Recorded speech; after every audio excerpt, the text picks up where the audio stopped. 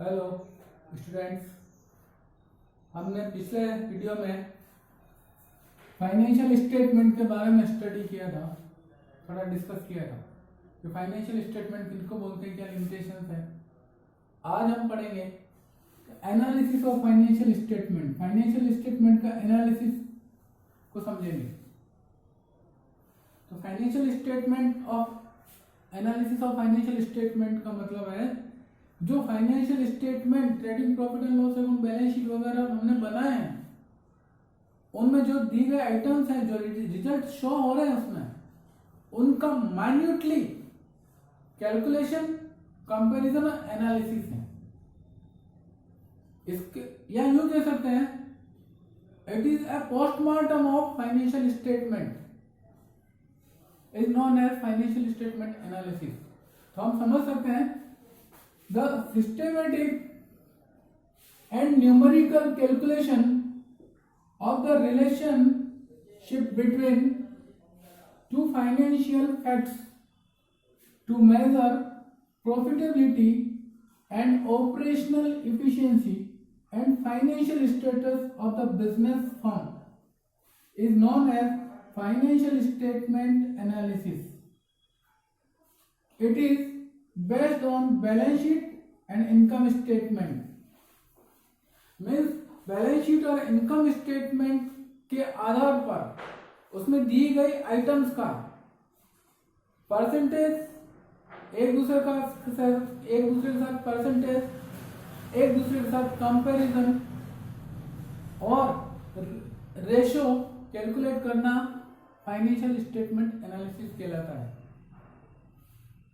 इसको हम different objective के साथ हम एनालिसिस करते हैं।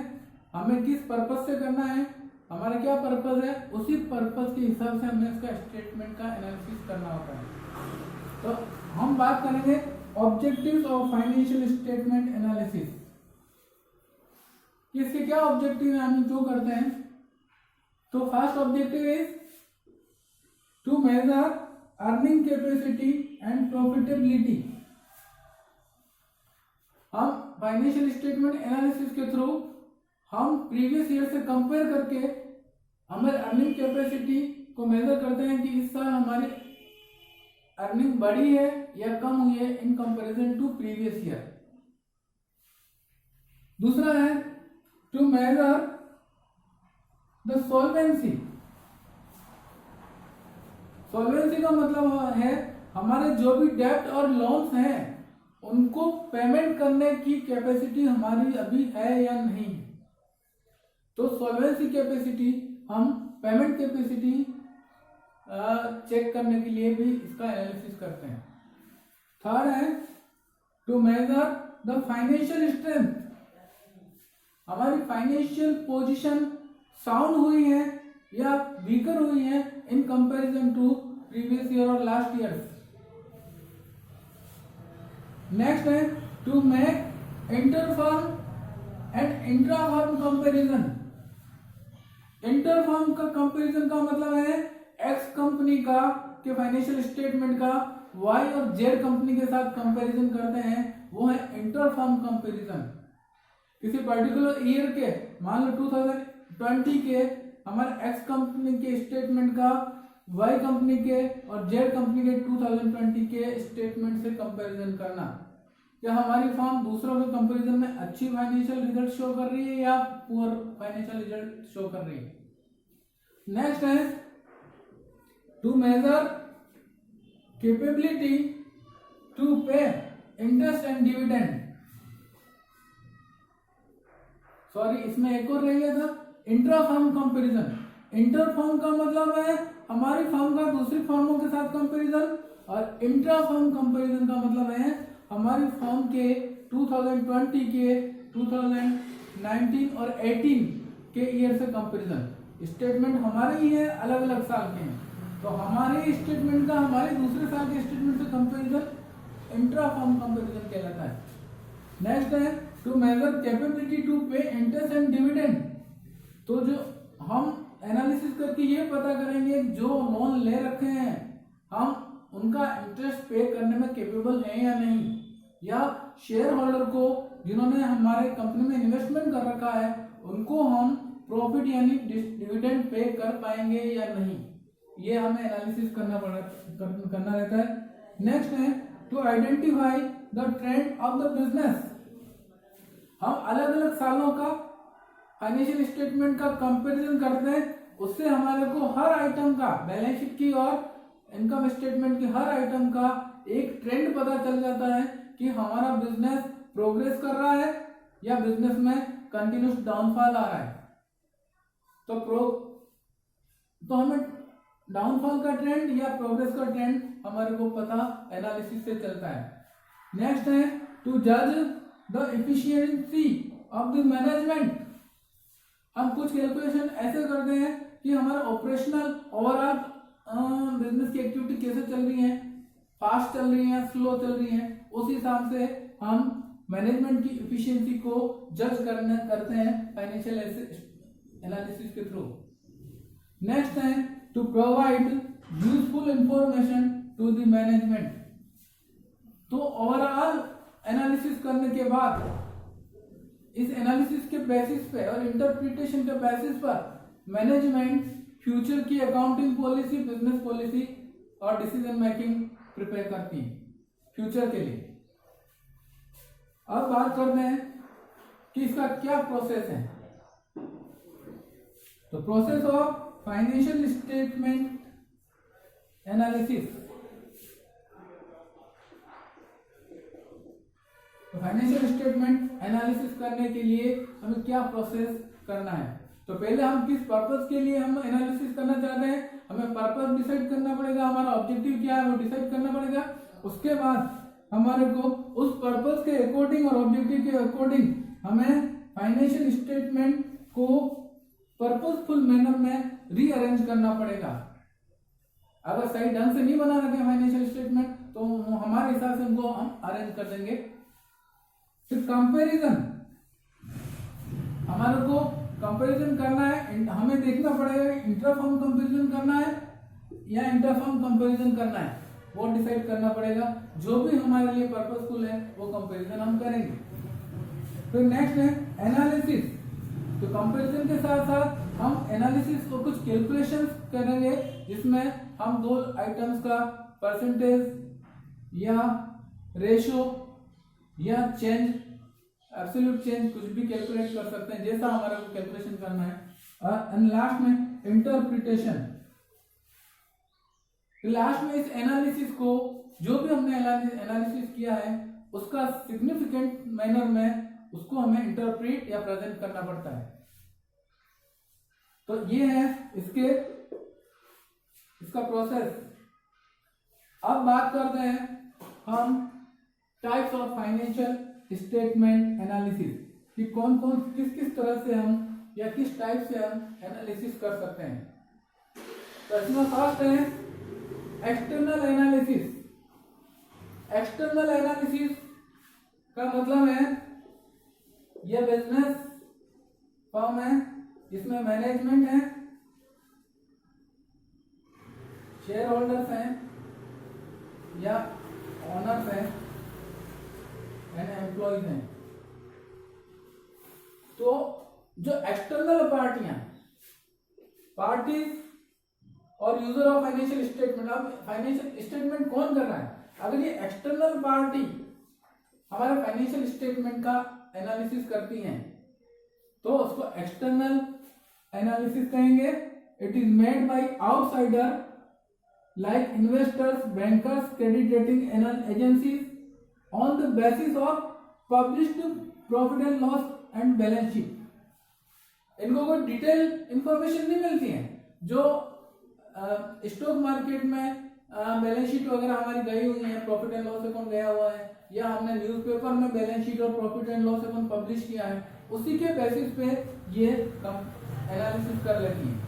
तो जो पब्लिश्ड फाइनेंशियल स्टेटमेंट है उसके बेसिस पर आउटसाइडर पार्टी एनालिसिस करती है तो उसको एक्सटर्नल एनालिसिस कहेंगे। दूसरा है इंटरनल एनालिसिस। इंटरनल एनालिसिस का मतलब जो इंटरनल यूजर है, शेयर होल्डर कंपनी के, मैनेजमेंट कंपनी का या एम्प्लॉइज, ये अगर कोई एनालिसिस करते हैं, सबका ऑब्जेक्टिव अलग अलग होता है एनालिसिस करने का, तो ये डिटेल इंफॉर्मेशन, पूरी अकाउंटिंग इंफॉर्मेशन कंप्लीट लेंगे कंपनी से ही, क्योंकि हमारा ही फाइनेंशियल स्टेटमेंट है, हमारी अकाउंटिंग है, तो हम उससे सारी इंफॉर्मेशन लेके जो एनालिसिस करेंगे उसको बोलेंगे internal analysis. It is conducted by the management to know operational efficiency and financial position for decision making. हमारी फाइनेंशियल पोजीशन का एनालिसिस करते हैं और हमारी ऑपरेशनल यानी बिजनेस एक्टिविटी का एनालिसिस करते हैं, ताकि हम उसकी इफिशिएंसी को मेजर कर सकें और उस हिसाब से फ्यूचर के लिए डिसीजन लेते हैं. वो है internal analysis. Next kind is horizontal और डायनामिक एनालिसिस. इसको हम आगे और डिटेल में पढ़ेंगे इन दोनों को. हॉरिजॉन्टल और डायनामिक एनालिसिस का मतलब है it is a time series. Time series का मतलब डिफरेंट ईयर का analysis in which same financial data are compared with different years on the basis of one any year. It is known as comparative financial statement. तो हमारा जो main part है, main analysis यही है, ये दोनों ही है. इसका मतलब है कि हम सेम फाइनेंशियल आइटम का, हमें मान लो सेल्स, इस साल की सेल्स का पिछले साल की सेल्स से हम कंपैरिजन करते हैं, हमारी सेल बढ़ रही है ईयर बाय ईयर या ईयर बाय ईयर डाउन हो रही है, उस हिसाब से हम कंपैरिजन करते हैं. इसको बोलते हैं कंपैरेटिव फाइनेंशियल स्टेटमेंट भी बोलते हैं, और हॉरिजॉन्टल और डायनामिक फाइनेंशियल स्टेटमेंट एनालिसिस भी बोलते हैं. इसमें डिफरेंट ईयर के हिसाब से किसी पर्टिकुलर सेल्स का या परचेज का हम एनालिसिस करते हैं, स्टडी करते हैं. नेक्स्ट है वर्टिकल फाइनेंशियल या स्टैटिक फाइनेंशियल एनालिसिस. वर्टिकल और स्टैटिक फाइनेंशियल एनालिसिस में हम पर्टिकुलर एक साल के फाइनेंशियल स्टेटमेंट लेंगे और उसका डिफरेंट आइटम का आइटम डिफरेंट होंगे पर साल एक ही होगा. जैसे सेल्स का, परचेज का, cost of goods sold, sales का, सैलरी का, सारे खर्चों का और इनकम का साथ में हम कंपैरिजन करेंगे, एनालिसिस करेंगे, तो उसको बोलेंगे वर्टिकल और static analysis. It is known as common size financial statement analysis in which two different item different होंगे are related for a particular year. Year same होगा लेकिन आइटम डिफरेंट होंगे, तो इसको बोलेंगे वर्टिकल एनालिसिस. तो हम डिफरेंस बिटवीन हॉरिजॉन्टल एनालिसिस और वर्टिकल एनालिसिस को थोड़ा समझते हैं, तो इसका डिफरेंस का क्वेश्चन भी आ जाता है कितनी बार. तो पीरियड इन हॉरिजॉन्टल में 2 और मोर ईयर होंगे, पर आइटम फाइनेंशियल आइटम सेम होगी. जैसे सेल्स और ईयर, सेल्स अलग अलग ईयर की सेल्स का कंपैरिजन होगा. और वर्टिकल एनालिसिस में एक ही साल के वैल्यू डाटा होंगे, फाइनेंशियल स्टेटमेंट एक ही साल का होगा. इसमें 2 और 2 से ज्यादा का हो सकता है, इसमें एक ही साल का होगा. फिर है आइटम, इसमें आइटम सेम होगी पर ईयर डिफरेंट होंगे, और इसमें आइटम अलग अलग होगी पर ईयर सेम होगा वर्टिकल में. जैसे इसमें सेल्स का हम विश्लेषण करेंगे 2018, 2019, 2020, 2021, तो ऊपर होगा एनालिसिस पूरा सेल्स का. ईयर अलग अलग है सेल्स, और इसमें ईयर एक ही होगा 2020. सेल्स का परचेज के साथ कंपैरिजन करेंगे तो सेल्स और परचेज डिफरेंट आइटम होंगे. तीसरा इंफॉर्मेशन, इसमें हम एब्सोल्यूट एंड परसेंटेज चेंज निकालते हैं. पहले अमाउंट का डिफरेंस निकालेंगे फिर उसका परसेंटेज निकालेंगे. इसमें केवल परसेंटेज ही कैलकुलेट करते हैं.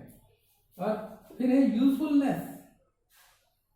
It is time series analysis. जहां हमारे को ईयर बाय ईयर एनालिसिस करना है वहां ये यूजफुल है, और जहां क्रॉस सेक्शनल एक दूसरे आइटम का, प्रत्येक आइटम का एक दूसरे से हमें कंपैरिजन करना है या एनालिसिस करना है, वो है वर्टिकल एनालिसिस. तो मेनली हमारे को आगे जाके इन दोनों का स्टडी करना है. न्यूमेरिकल क्वेश्चन दोनों से रिलेटेड है. अब बात करते हैं लिमिटेशन. तो फाइनेंशियल स्टेटमेंट के जो लिमिटेशन है वही एनालिसिस ऑफ फाइनेंशियल स्टेटमेंट के लिमिटेशन करीब करीब वही है। तो हमने पिछले जो लिमिटेशन पढ़े सारे वही हैं, फिर भी डिस्कस कर लेते हैं। पहले है horizontal analysis, sorry historical analysis. Historical analysis का मतलब इसके करंट डेटा का हम एनालिसिस नहीं कर पाएंगे, फ्यूचर का भी एनालिसिस नहीं कर पाएंगे। जो पिछले सालों के हैं हिस्टोरिकल डेटा उनका एनालिसिस करते हैं, फ्यूचर का हम एनालिसिस ट्रेंड नहीं पता कर सकते हैं। दूसरा है इग्नोर प्राइस लेवल चेंज, क्योंकि हिस्टोरिकल डेटा पर बेसिस होता है, बेस्ड होता है, इसलिए करंट ईयर के प्राइस लेवल और फ्यूचर में क्या प्राइस चेंज होंगे वो हम इसमें इग्नोर हो जाते हैं।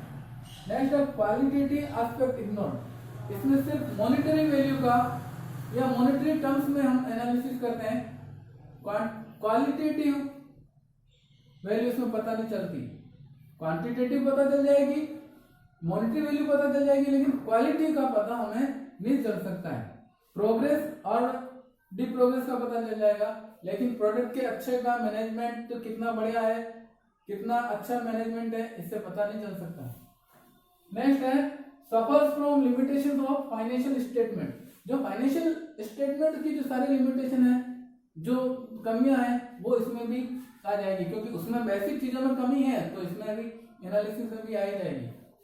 नेक्स्ट है नॉट फ्री फ्रॉम बायस, कितनी बार एनालिसिस करने वाला पक्षपात कर देता है।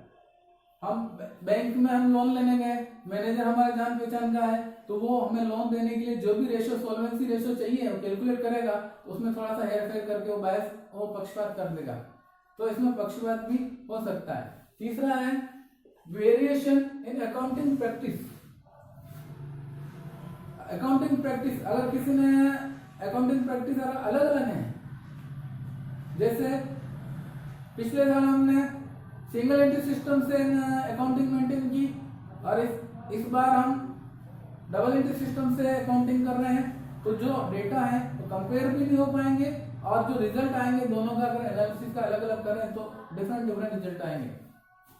नेक्स्ट है विंडो ड्रेसिंग, फाइनेंशियल एनालिसिस का, जैसे फाइनेंशियल स्टेटमेंट बनाते समय अगर विंडो ड्रेसिंग की है, हमने चीजों को बढ़ा चढ़ा के बताया है, तो वो एनालिसिस करते समय भी उसमें विंडो ड्रेसिंग अपने आप हो जाएगी।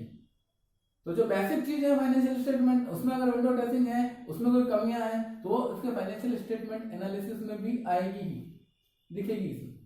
तो और यूजर के बारे में, फाइनेंशियल स्टेटमेंट के यूजर कौन कौन से होते हैं, वो हमने जो अकाउंटिंग के यूजर है, इंफॉर्मेशन के यूजर है, वो ही फाइनेंशियल स्टेटमेंट के यूजर भी हैं, वो ही फाइनेंशियल स्टेटमेंट एनालिसिस के यूजर भी वही होंगे।